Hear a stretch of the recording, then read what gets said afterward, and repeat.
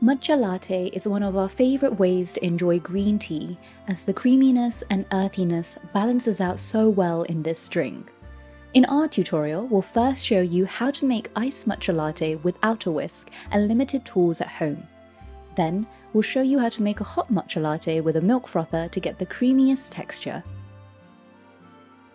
To make an iced matcha latte without a whisk, you'll need an empty jar or a leak-proof tumbler.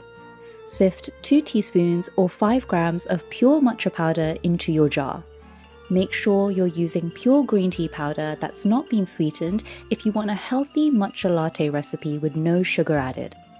You can also directly add the powder into the jar, but sifting it will help break up the powder and give you a smoother mix. Then, add 3 tablespoons of hot water that's around 80 to 85 degrees. Add in your sugar or vanilla extract if you want a similar taste to a Starbucks matcha latte. Give it a good shake for 30 seconds or until it's foamy. Even though we're making a cold green tea drink, we're still using some hot water so the matcha will dissolve better.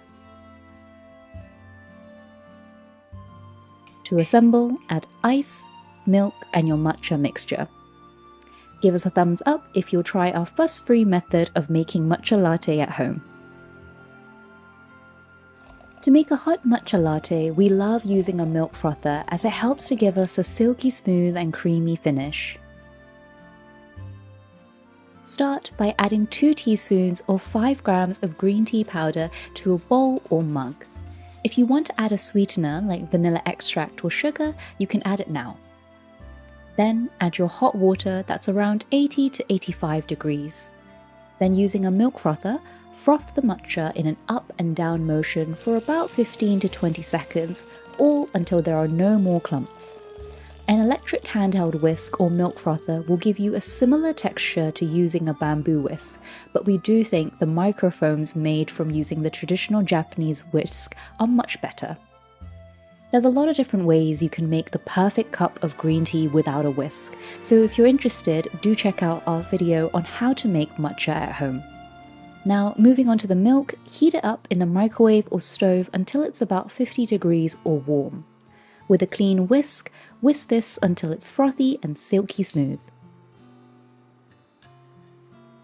To assemble, pour your matcha mixture into the cup first, then slowly pour in your milk.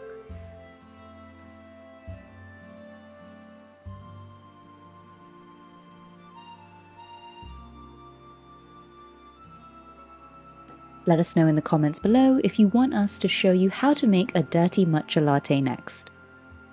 In both our hot and iced recipes, we're using 5 grams of matcha powder to make our drinks.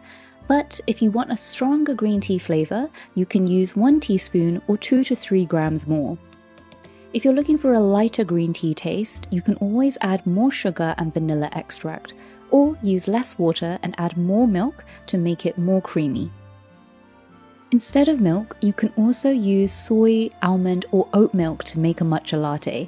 The biggest difference is how foamy and creamy it'll be. Our favorite is to use oat milk in our matcha latte as it froths the best and has a more neutral taste compared to almond and soy that have a subtle nutty taste. Remember to subscribe for more matcha recipes.